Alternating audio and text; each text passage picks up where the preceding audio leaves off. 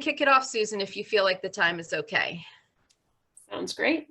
Okay, so welcome again to everybody who is joining us this afternoon. I am Beth Reaves, if you don't know me, president of WSG. Thrilled to be here this afternoon, and I'm joined by both Susan Rockwell and Deanna Murchison, are both from WSG, our team. But we have a guest, Katia Vargas, and she is going to join in the discussion a little bit in a few minutes when we talk about one school's example and just share some experiences from Connelly School of the Holy Child. So that is kind of who's on board with us today. And if you go to the next slide, Susan, and Susan's doing the slides for me, so I can just focus on talking. So just explaining what the agenda is today.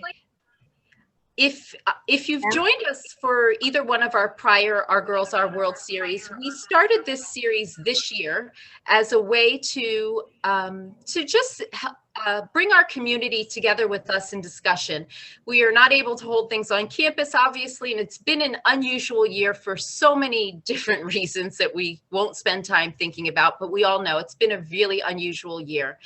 And so we started this series really as a way to focus on particularly racial equity and justice and literacy and educational equity, and just we were having questions from some in our community just about perspectives from our students. So our first webinar was on racial literacy, and the second one was on equity and philanthropy. And so this is our third one. And we are focusing now on school experiences after WSG.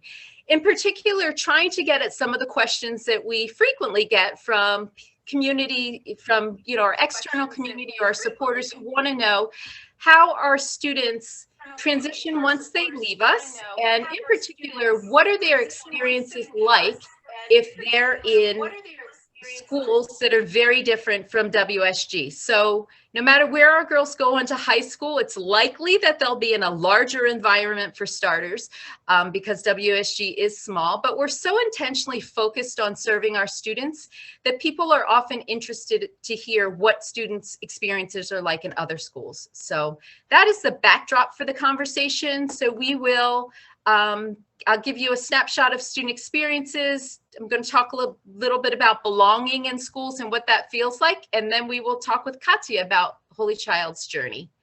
So you could go to the next slide.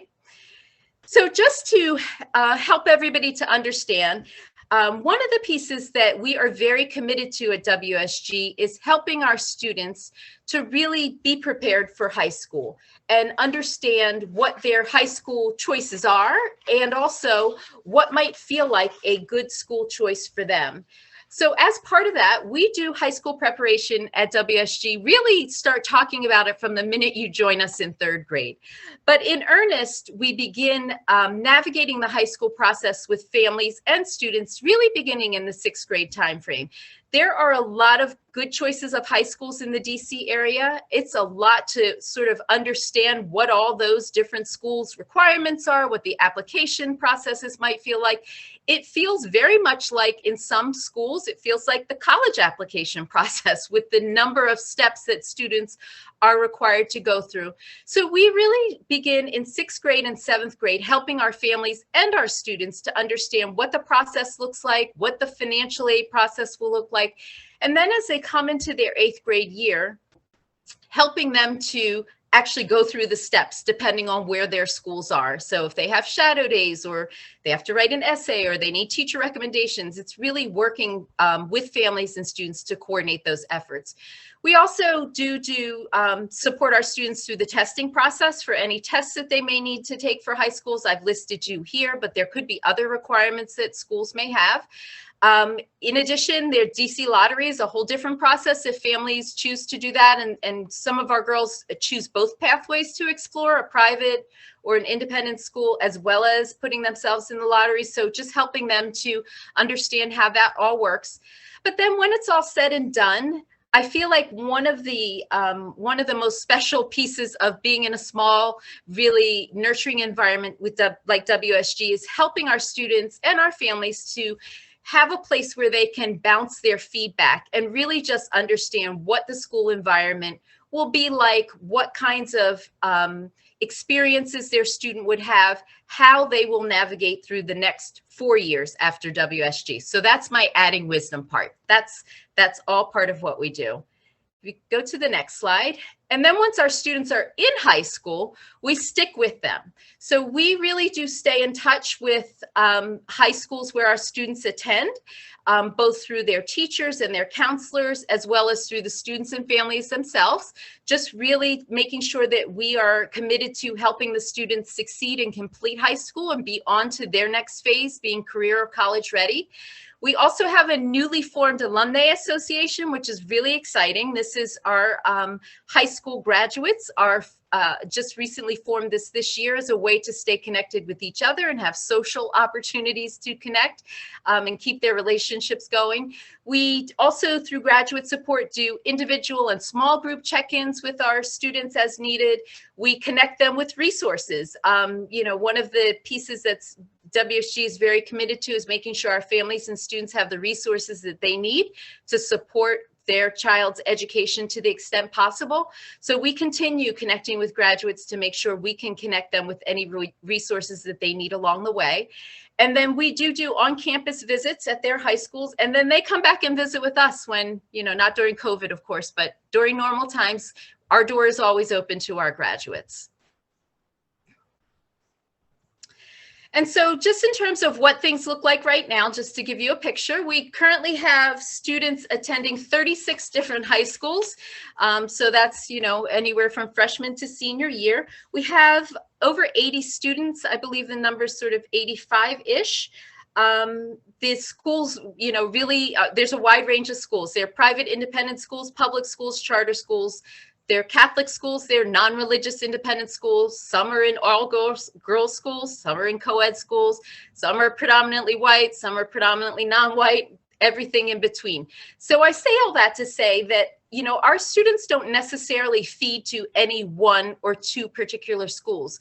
We really do work with families and students to find the best fit for them. And as a result, what we have are 36 different schools right now represented with WSG alums. In terms of the top 5 schools over the past 5 years, so, you know, this can change over time, but I just took a look to see where we have the most students enrolled right now. These are the top 5. Bishop Mcnamara, Archbishop Carroll, Elizabeth Seton, and Academy of the Holy Cross are all Catholic private independent schools. 2 are co-ed, 2 are all girls. And then Duke Ellington, which is the performing arts school, we also have several students at. This, again, changes over time, but just to give you an idea and a picture of our students' experiences, these are some of the schools that rise to the top for them. In terms of what our families think about and our students when they're choosing school, the list is, as you can imagine, very individualized, but the kinds of things that will come up would be what their preferences are: a religious school, a public school, a co-ed school, an all-girls school, all those kinds of things. Location and transportation are huge. That's typically a very big concern because the child has to get to school every day. So how will they get there? If they're in another part of the city that, you know, requires public transportation, what does that look like for them? How long will that commute be? That's a big consideration. Finances plays into that. If it's a independent school, what sort of scholarship opportunities are there? How is tuition handled? You know, what is the cost to families, and what is the cost ultimately for the students to fully participate in the experiences that happen at the school? So tuition maybe is just part of covering the experiences. What else is there? Making sure they understand that. Students want a good fit academically. Obviously, they want to be in environments where they can really thrive or where they can find the support that they need to thrive. That's important. I just sort of lumped in overall fit because that is what, when the girls are in 8th grade and they start to make their way around to schools, they can say what it feels like for them when they are going through the process, when they get on campus, when they meet with teachers, when they meet with current students there. What does the fit feel like? And most importantly, which is the piece that I really wanted to focus our conversation around today, is what does a sense of belonging and inclusion feel like? So again, that feels like for students very different depending on what their own needs and desires are when they actually arrive on campus. One of the quotes that I kind of like to always come back to in my mind was by Verna Myers, who is a diversity consultant. And when she talked about diversity, equity, and inclusion, she says diversity, the D in diversity is all about representation. And so if you draw the analogy of it's like being invited to go to a dance, so that you've been asked to come. So representation is, you know, are there other people, are there other girls of color there? Or what does the teacher makeup look like? What is the diversity? Do kids come from other parts of the city? Just what does the makeup of the school look like? Equity then is, do I have the resources to attend the dance? So if diversity is being asked to the dance, equity is, can I attend? Can I afford to go? This is where, again, tuition, scholarship, everything that it requires to actually attend the school come to play in there. And finally, inclusion, using the dance analogy, is, will I be asked to dance once I'm at the dance? So diversity is being asked to come to the dance. Equity is, can I afford to attend? Inclusion is, will I feel good when I'm there? That's the harder part to measure, but that's also very much what may play into a student's overall success and feeling good about their high school experience. So to the extent that we can help our students understand how you can measure that inclusion piece, what it looks like for you personally with your high school that you're considering, is so very important for them and their futures. So I'm going to turn it now to, we have 3 videos. I'm just going to ask that each video play. It's 3 different students. You'll see the schools that they are. I have to give a huge thank you to our coach Lawhorn, who works as our graduate support assistant. She interviewed the girls and got these responses. So we'll let the videos play, and then I will come back when all 3 of the videos have gone through.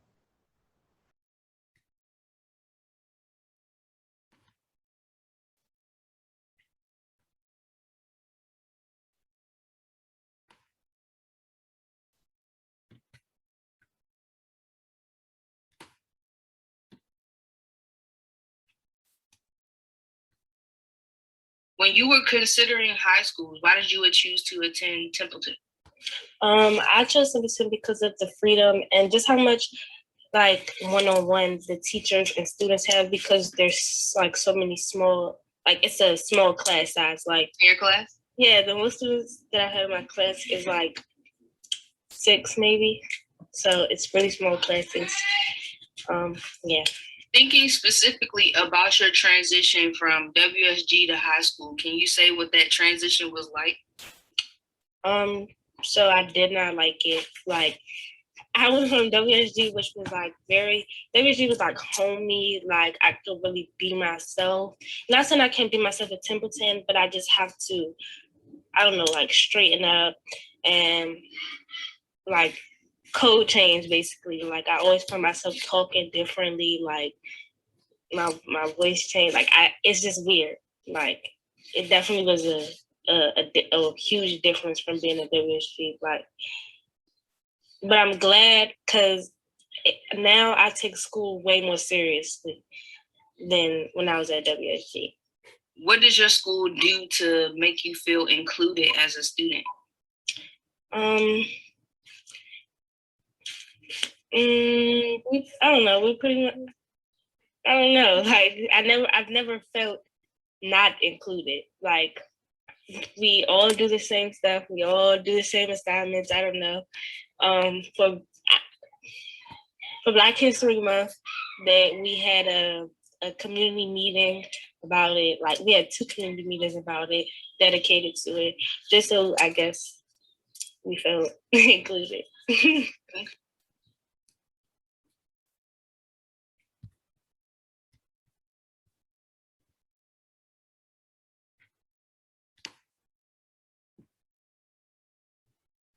Why do you think you chose to attend Bishop Mcnamara? It's a Catholic private school and it's co-ed, and I didn't want to go to another all-girls school. but I did want to stay in like a Catholic education. So it was the only one that was like somewhat cool. So I was like, I want to go there. What does your school do to make you feel included as a student? I would say the clubs help because you can like sit down one-on-one, and in the beginning of the year, counselors help because they check in with you and they just make you feel like, you know, like it's one-on-one time. Like when they take the time to have that one-on-one time with you, it does make you feel more included in the community. What advice do you have for WSG students looking at high schools now? I would say, for one, scholarships. For two, be well-rounded. Explore your hobbies, your interests. If you have interest in anything, take up on it. Like in 8th grade, I liked guitar and ukulele. I liked guitar. I was like, you know what? Okay, I'm gonna teach myself guitar. I'm gonna teach myself ukulele. I'm gonna teach myself ASL. That shows people that you have initiative. That shows people that you're willing to just do things and just like, it shows creativity. So I would say just follow your hobbies. And if you don't have any hobbies, find one.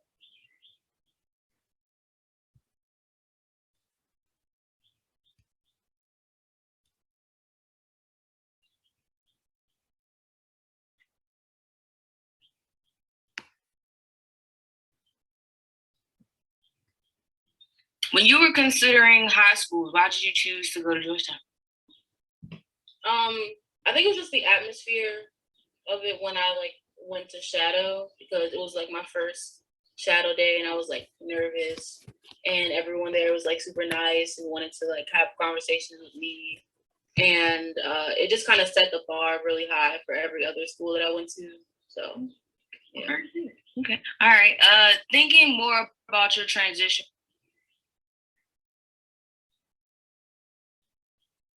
from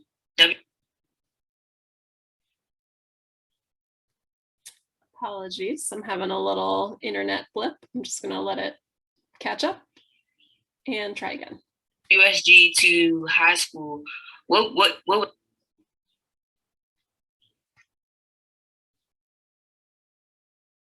that like? What was that transition like?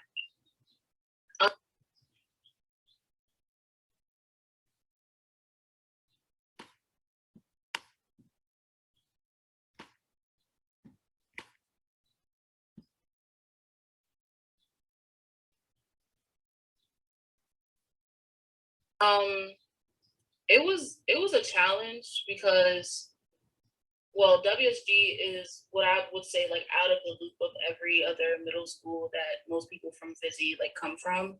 Mm-hmm. So they all kind of know each other already. Mm-hmm. And because like WSG is in like Southeast, and then like their schools are in like all Montgomery County or like Fairfax County, like they all know each other from somewhere, or they're like related or something. And like Vizzy has like a big like legacy thing, so they may know each other from that.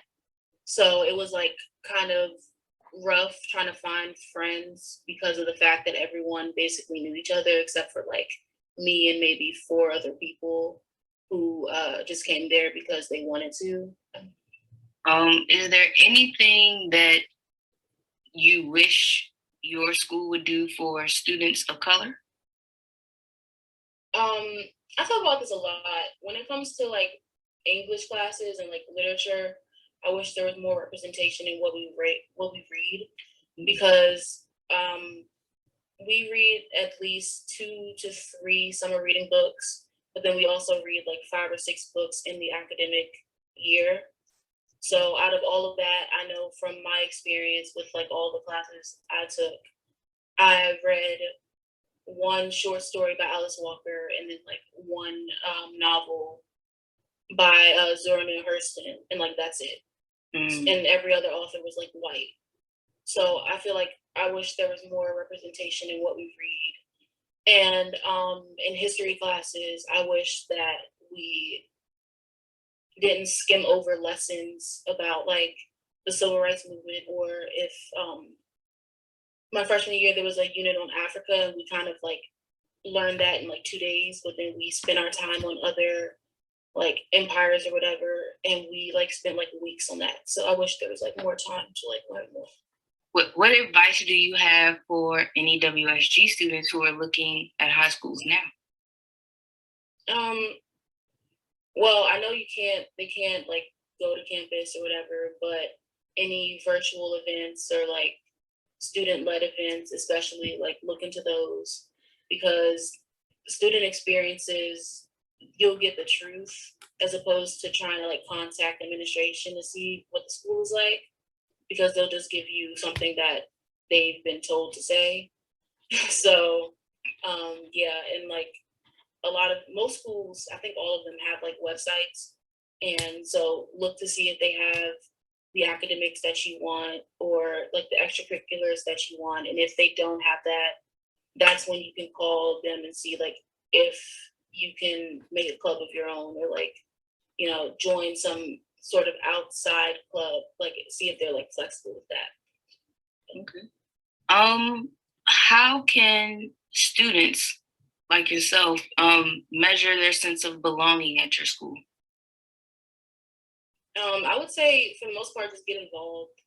I know I struggled a lot with like trying to find friends in my grade due to like the whole circle thing, but I joined a lot of clubs, and since those clubs you all have like a shared interest, you'll make friends a lot easier. So that's where I made like most of my friends.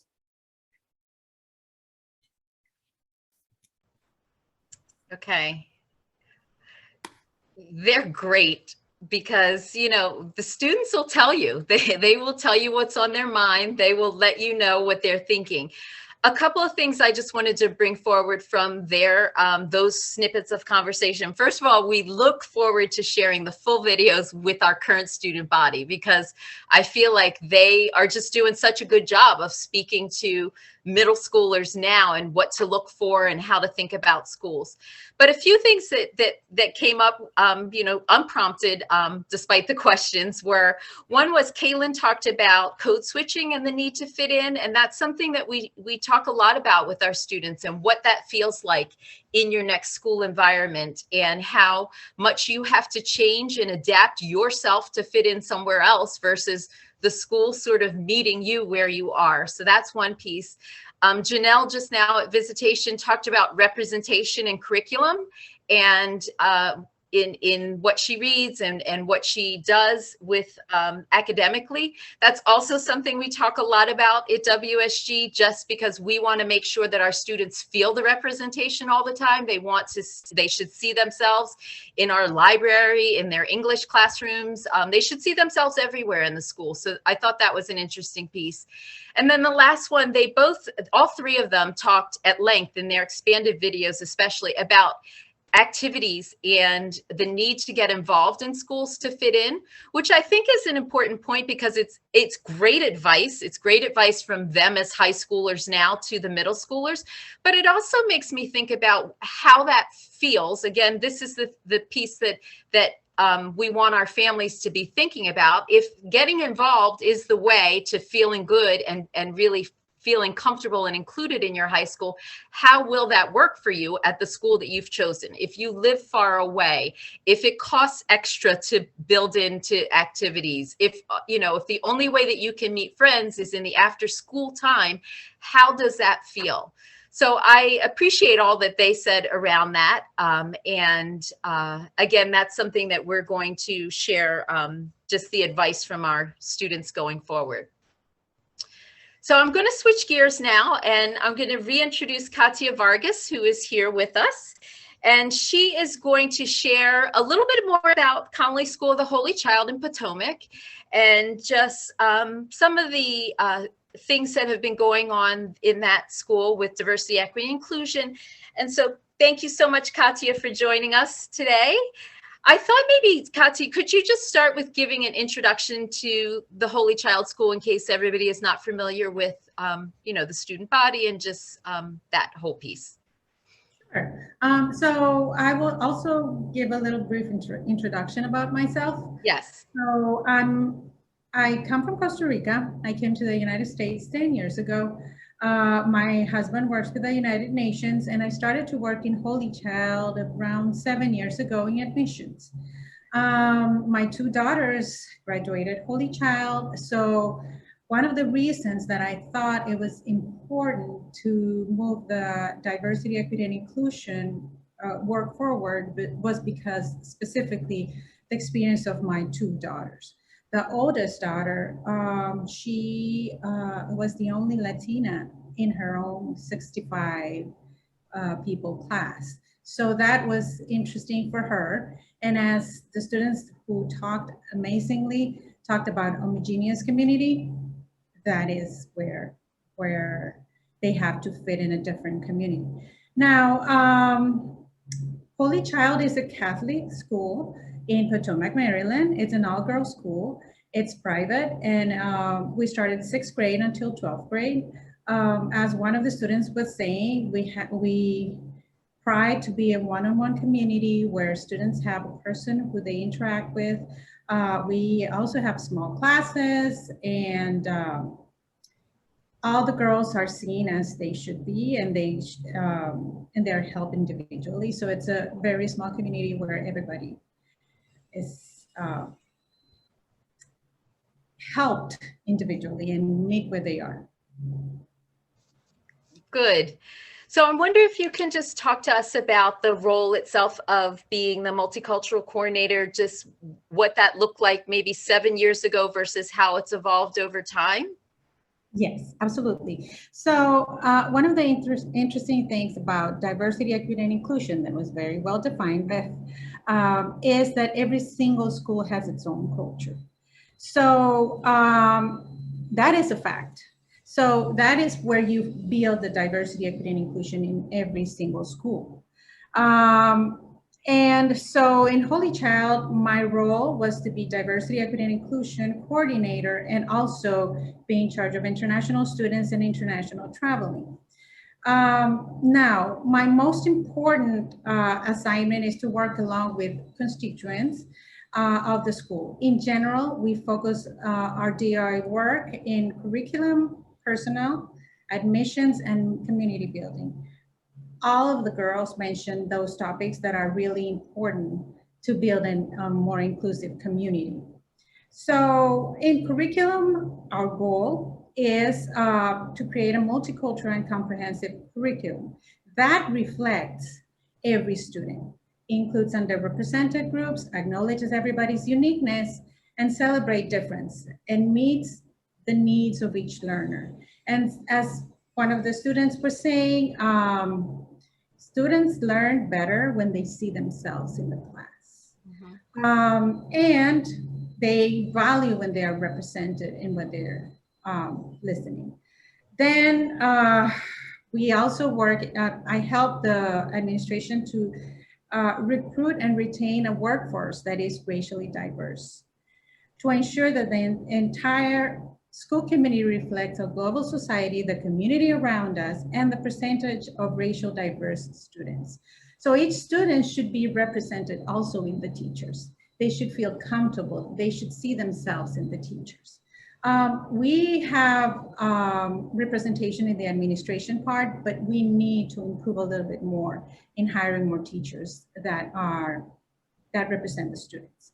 Then also we are pushing to bring more students of diverse backgrounds, and then also to retain the population. It should be an inclusive environment.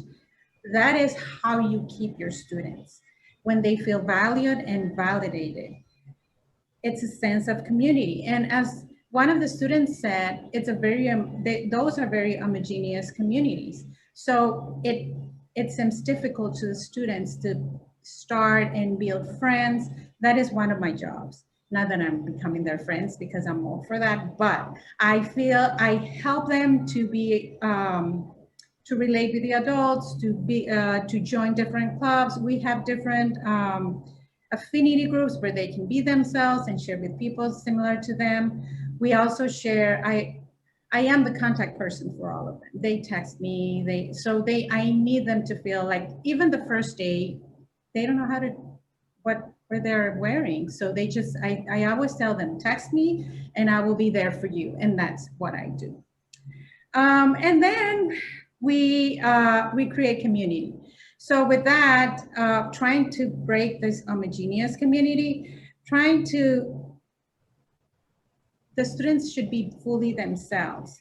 As we heard about code switching, I have experience in exactly what the girls were talking today. That's what I hear from the students, how they talk differently, but my goal is that when they arrive to Holy Child, they're just beautiful because they are different.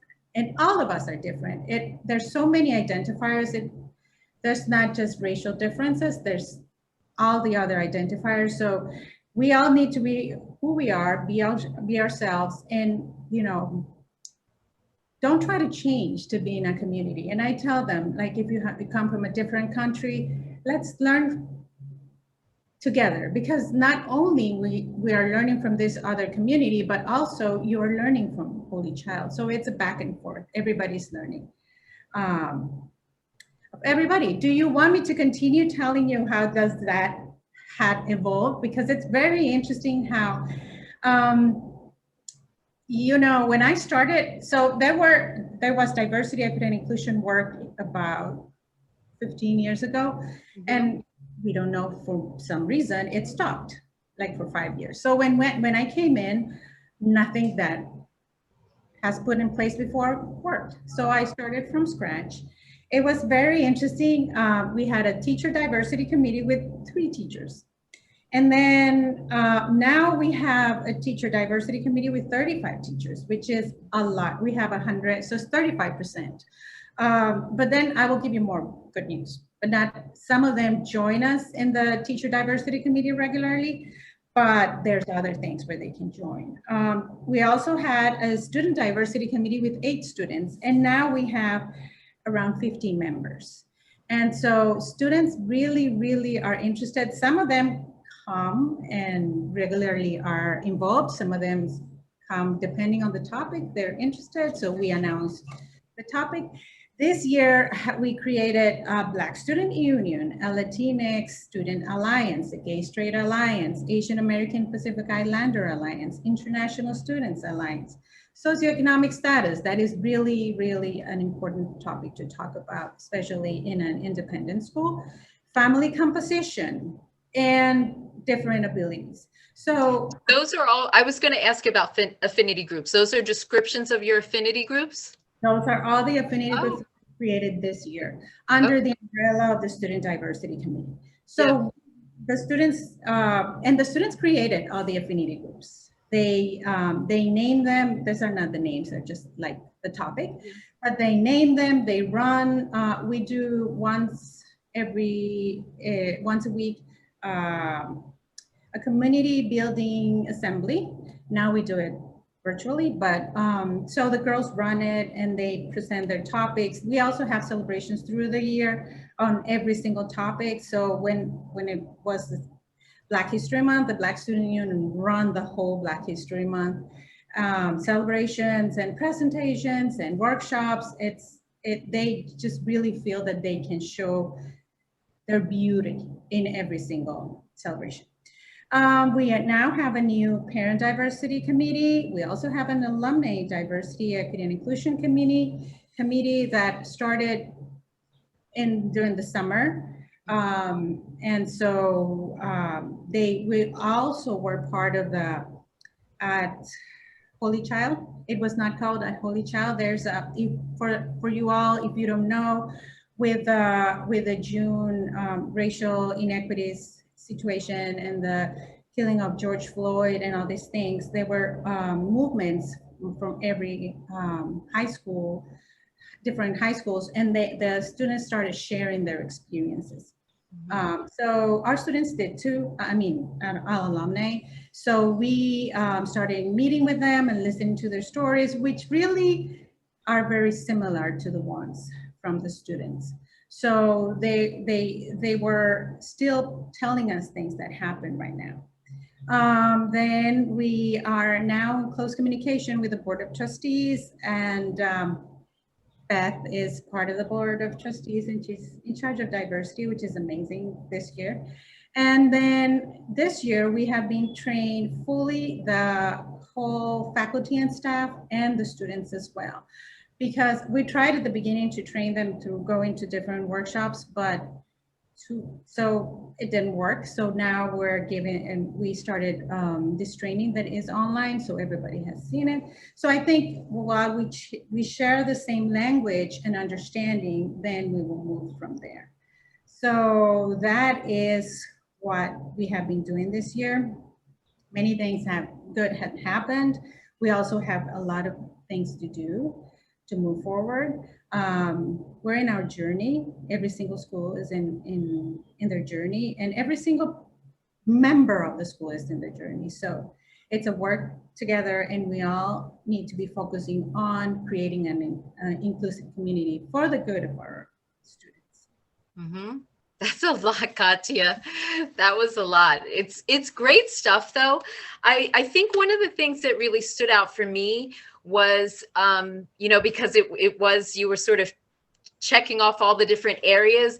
It's important. I think it's important for schools to really get at the change that's needed. You have to come at it from all the different ways that you're speaking to, from the representation in the teachers and the students' body to the curriculum, all the things that the girls just said, right back to how you sort of outlined affinity groups and just having a point of contact.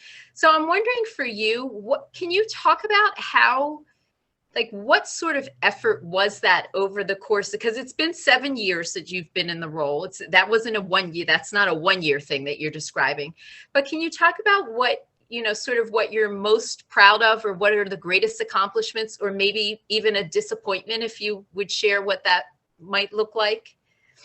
I think, yes, you're right. So as you're the diversity, equity, and inclusion coordinator, you start by knowing the community and by building trust with everyone. So you have to build trust not only with the students, but with the parents and with the alumni and with the teachers and with the administration. So one of the things that I think is that we're meeting everybody where they are. And that means inclusiveness. Sometimes people have ideas that we don't like, but to be honest, that's where we have to meet everybody where they are. One of the biggest accomplishments is that we strive and change and are becoming an anti-racist community that now rejects all form of racism and discrimination. So as Beth said correctly, a school has to have a commitment with inclusivity, equity, and diversity. And that is how we create a safe, secure, and stimulating environment for our students. So that is one of the things that I think was more, one of the things of the accomplishments that I think it's bigger. Also, our goal now is to become, the students become fully themselves. They should be fully respected. They should be admired, celebrated, acknowledged. Nobody needs a code switch. One of the students mentioned the code switch. Nobody needs to be code switching. And they need to flourish in the school. And honestly, we're a Catholic school. So Connelly and Jesus Christ said that we all should be loved as who we are. And everybody should belong. And if the community has to be so inclusive that if somebody's missing, the community is incomplete. So that's one of the things that I think one of our accomplishments now. We need to work more in policies. We need to analyze our policies and procedures. We need to bring more teachers of diverse backgrounds. We need to bring more students from diverse backgrounds. We need to create a more transparent discipline policy. And we need to include different voices in our curriculum. So all these things have been changing slowly, but I think we need to do it faster. That's honestly, that is the thing that so that will make our students feel completely welcome and see themselves. We have been doing that. The teachers have been doing a great job amongst COVID and all the things that they have been changing from one schedule to another. Some of them give classes in person, and then in the students that are at home virtually, so they have like 2 classes, but still they're so committed to the work. They are changing books, they are changing their curriculum. They still need more training, which is absolutely necessary. But that is one of the things that on one side, we're doing all of these things, and the other side, we need to ramp up a little bit more, all these changes. And then on that side, on the positive side, we have been having anti-bias conversations. Again, teachers are really busy right now. If somebody is a teacher, you will know that they don't have time for anything. But when I invite them to our anti-bias conversation, everybody attends. Like, they're so excited to learn about diversity, equity, and inclusion. So how did our work started? Because everybody is interested in doing it. So there's a magic in numbers. So as many people is interested on the work, the more the work will happen. So and so as I was saying, we have training for 100% of the people in the school. And also we have a steering committee, which is where we all meet together. We will have conversations and we give feedback. We have people from all the different groups, administrators, alumni, parent, teachers, students. Our students are very vocal and verbal, telling how can we change things. And this year, happily, we have a DEI audit. Dr. Chatline is doing an audit to our school. So at the end of the school year, she's going to tell us where should we focus our energies, what should change in the diversity strategic plan, and how do we infuse it more in the community, what needs to be done. Yep. Katia, there was a question. I am going to give my response, but I'm wondering if you can just add in anything you might want to further my definition. So there's a question about what is code switching, because we've referenced it a few times here. And so not to presume that everybody fully understands what code switching is. And I see Dr. Ward is here and she's in the chat. So she probably can also help with the code switching explanation. But code switching is when you feel the need to change who you are, how you talk, how you look, how you present yourself, your true self, because you're in a different environment. So for somebody that might be a young Black girl, she would talk differently in a predominantly a white environment. She might do her hair differently. She might feel like she has to change herself because she's in a different environment. I feel like I just go back to my own personal childhood, not to make this about me, but I grew up in Philadelphia in a predominantly Black neighborhood. I attended an independent school that was predominantly white. And this was, 100 million years ago. But I just really recognized the different ways my neighborhood friends used to tell me. They thought this was an insult to me. They were predominantly Black. They would tell me I talked like a white girl. And so I learned to speak differently. Just that's how that was how I grew up. I'm sure others have similar experiences. And I don't know if you, Katia, or Dr. Ward, feel free, because she is our academic maven on the board of trustees who can really fill in what code switching is. I can give you examples, Beth. Mm-hmm. So students code switch, and now the resemblance is weird because we use masks to protect us from COVID, but this is how they referred before. You use a mask to attend school, to come to school. You speak differently, you dress differently, you act differently, your jokes are differently. Mm-hmm. It's not your full self. Mm-hmm. To be able to adjust to the environment. Mm-hmm. So as these independent schools have such a homogeneous community, and so I've seen Latina girls doing this self-tanning that some of the girls do, which I'm not judging. They have all the right to do it, but we don't need it. So that is some of the things they would do to adjust to a different community. And I will give the chance to Dr. Ward. Yeah, I agree. Thank you for those examples. And thank you for the invitation to jump on in. I was itching over here. I was like, yes. Yes. Okay. So definitely when the expectation to code switch is when you're literally expected to be palatable for, the white gaze, the adult gaze, or whatever group has power, and they're expecting you to change to suit their values. And so that is very harmful.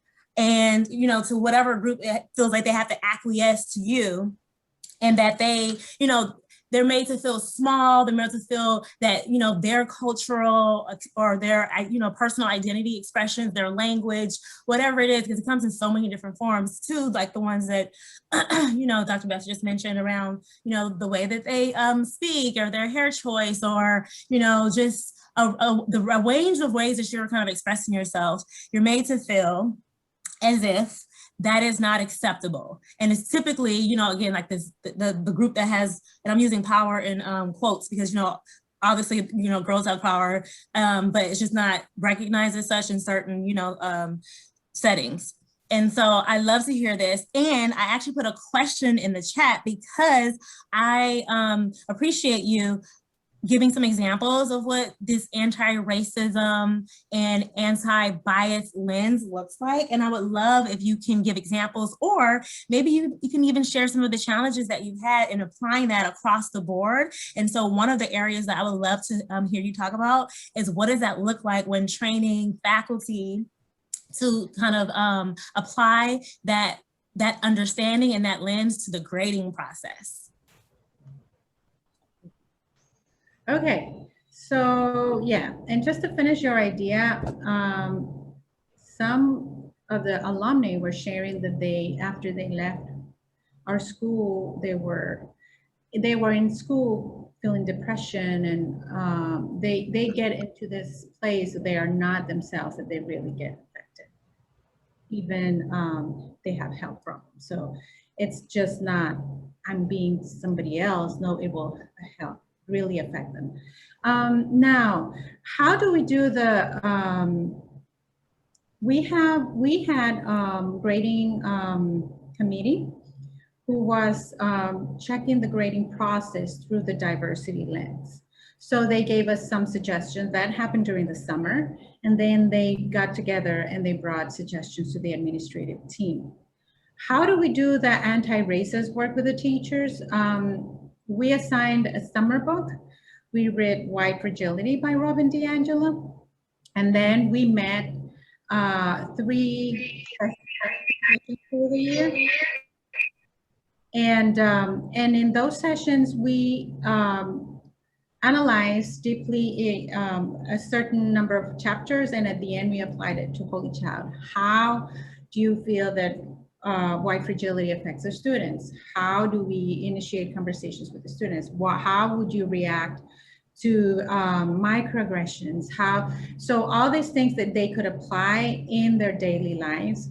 That was one of the initial things that we received at the beginning of the year. How do we respond to students, even to coworkers, even to a parent that comes with a very racist comment? And at the end of the year, or at the, like a week ago, in one of our conversations, one of the teachers said, if I had gained something is now I know how to ask. I know how to correct my students. I know how to chime in and say, no, this is not right. So that is where I think one of the things that we had done better is that the teachers now are committed to speak up when they hear microaggression towards any of the students.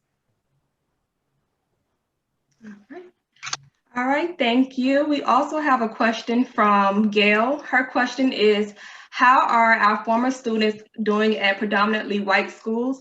Are they adjusting successfully and excelling in their academics? Yep, so I would say, Gail, thank you for the question. I feel like our students, this has been an interesting year. Let me just, of course, say that again, because we have been in touch with as many of our students as we can in their high school times to sort of hear where they are right now. So if you're, thinking about right now, I would say that, it's been a sort of a mixed bag for how students in general feel about their experiences and how high school is going during the right now. But if I look over time, I would say that, a good number of our students who attend predominantly white schools feel like when it's all said and done that they have had a good experience, and they also have demonstrated that they've done well academically. With that said, I would also say that there are some students who start out and find that the school is not a fit, and so end up switching schools, midstream. It's not a fit for them for a variety of reasons. That's not a large number of students, but it is a number, it is some portion of our graduates that don't necessarily stick with the first high school that they chose their way onto. One of the projects that we are working on right now at WSG internally is data and collecting data. And in order to collect good data, you have to really have systems and processes in place to make sure you're in touch with your students and graduates. And so we're getting better at that. So some of my information is anecdotal. It's not necessarily, we've talked to all 325 graduates and this is what they have to say, but it's more just, understanding what we do know and how we can build. We're also looking to have stronger partnerships with our schools. Like Holy Child is one where we have a good connection. We have several students there right now. We have a good connection with the school, and the schools will help us to understand when a student needs more help in the event that we can help provide it. So I hope that gets at your question. And then also I can give examples because I have worked in the last 5 years with 4 of your students, and they are, first of all, they are themselves. They are extroverted. They are they support the work. They support everything. They are smart. We have a dancer that is very talented.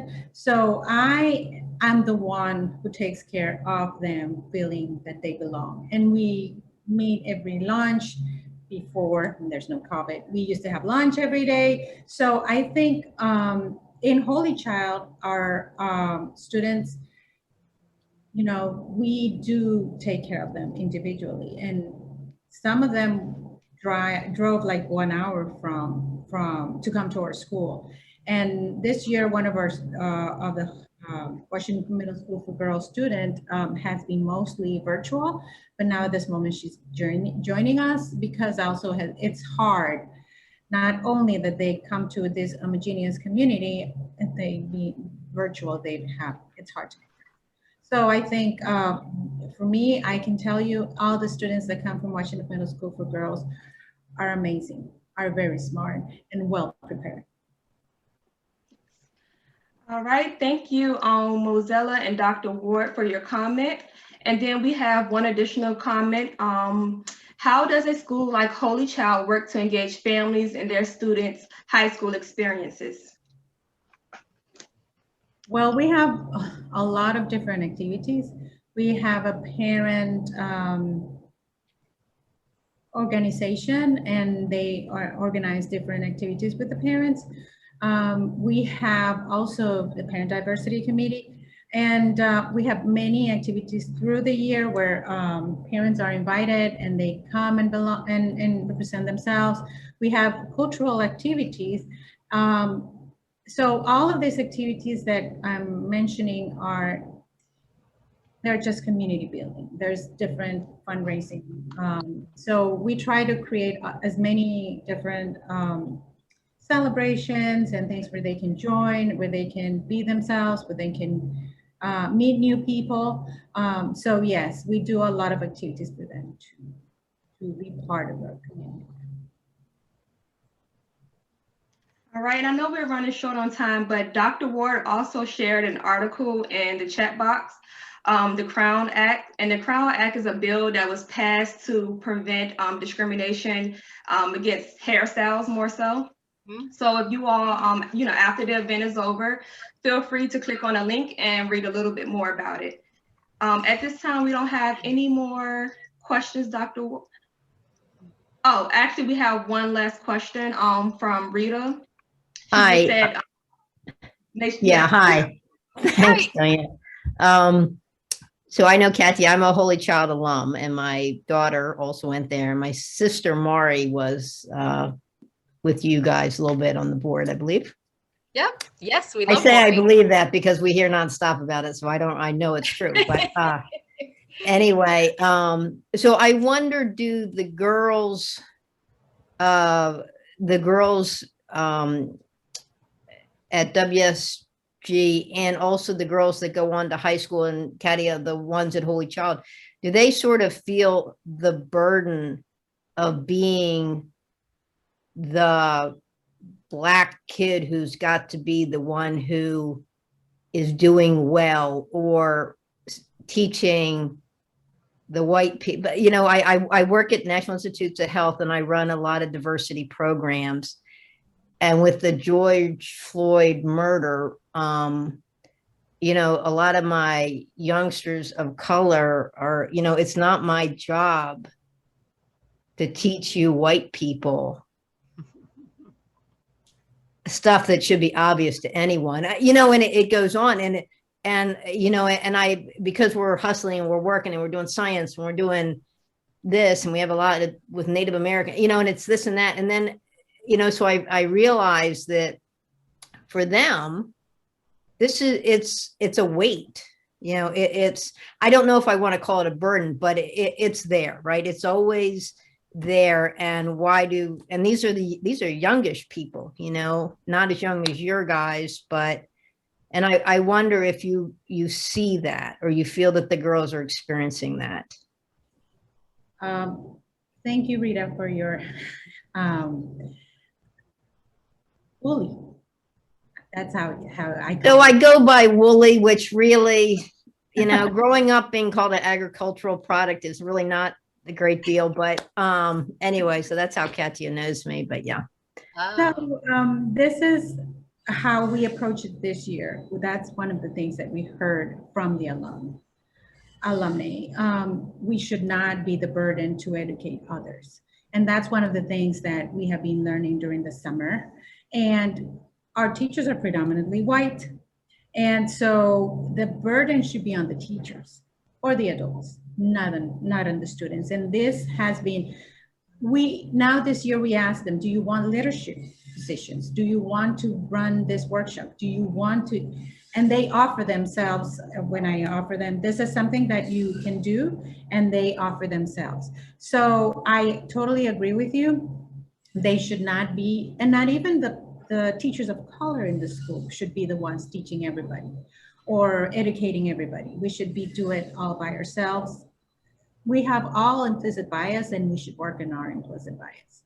And honestly, that is one of the perceptions that the students were having, because it came to a point where the students were more trained in diversity, equity, and inclusion than the adults in the room. So they were becoming the ones who were teaching the adults. And at this point, and this year we changed completely. And if you want leadership positions, you can have them, but you don't have to represent your own community, and you don't have to educate everybody, because that's also,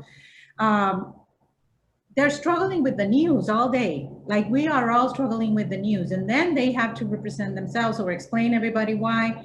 And that's one of the trainings that I did with the whole students. And if you feel that you need to know something about other culture, use Google, please, or do any other, read books, watch movies.